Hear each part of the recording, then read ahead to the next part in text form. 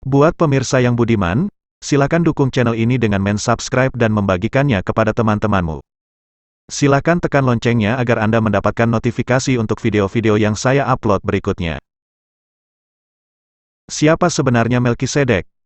Melkisedek dalam bahasa Ibrani Malkisedek yang artinya rajaku atau raja kebenaran, yaitu pribadi yang dimuliakan Abram, yaitu Raja Salem atau Raja Damai Sejahtera. Melkisedek disebut Raja Salem atau disebut juga Raja Yerusalem dan Imam yang Maha Tinggi, bukan berarti seorang raja atau imam yang memerintah orang-orang Yebus atau orang-orang Kanaan yang mendiami Yerusalem pada zaman itu, sebab mereka itu adalah penganut agama pagan, tetapi Melkisedek adalah pribadi yang menjadi raja bagi Abraham dan keturunannya setelah mereka mendiaminya. Allah memerintahkan Abram pindah dari tanah leluhurnya Ur Kasdim ke tanah Kanaan, sebuah negeri yang dijanjikan kepada keturunannya adalah karena dia akan menjadi raja bagi mereka.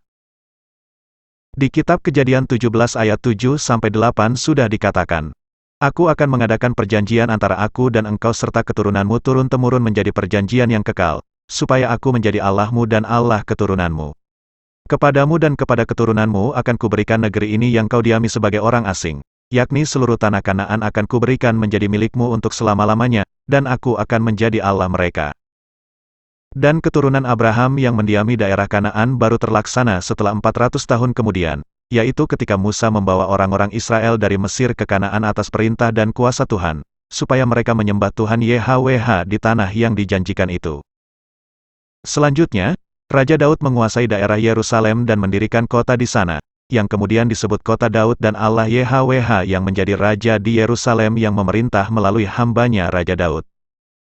Oleh karena itu, Melkisedek, rajaku, adalah raja kebenaran, Imam Allah yang Maha Tinggi. Raja Salem adalah raja yang menyambut kedatangan Abraham di Kanaan dan pribadi yang akan menjadi raja bagi keturunan Abraham di Yerusalem dalam rangka menggenapi janji Allah kepada Abraham. Melkisedek adalah seorang imam Allah yang Maha Tinggi, yang lebih tinggi dari Abraham, dan ia memberkati Abraham dan membawa roti dan anggur. Melkisedek membawa roti dan anggur menjadi petunjuk siapa pribadi ini. Nama Melkisedek hanya muncul satu kali di masa Abraham, dan penyebutan nama Melkisedek di ayat yang lain hanya untuk menjelaskan jika Mesias yang akan datang melalui keturunan Daud akan menjadi imam selama-lamanya, yaitu imam menurut Melkisedek, bukan imam dari keturunan Harun, suku Lewi. Kejadian 14 ayat 17-20. Melkisedek, Raja Salem, membawa roti dan anggur. Ia seorang imam Allah yang Maha Tinggi.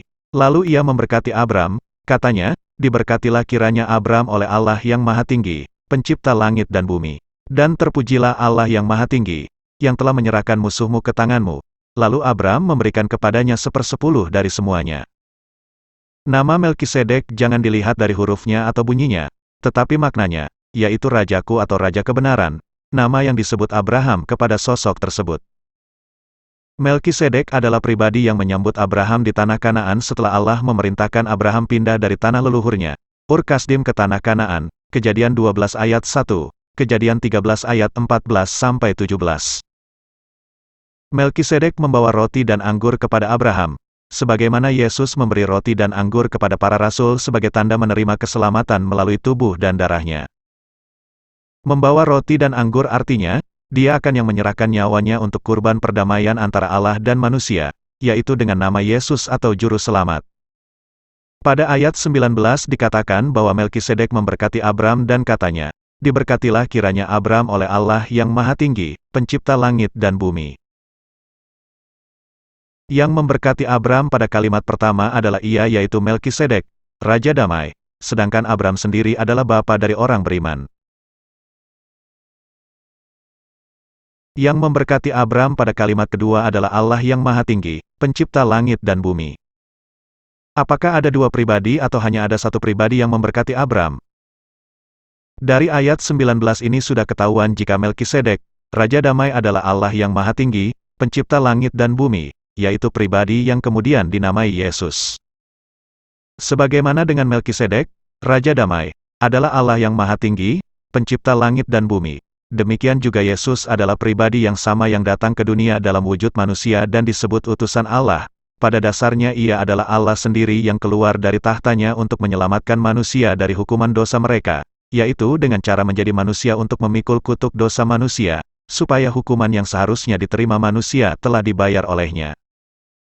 Di dalam Injil Yohanes Yesus berkata, Yohanes 8 ayat 56, Abraham bapamu bersukacita bahwa ia akan melihat hariku dan ia telah melihatnya dan ia bersukacita.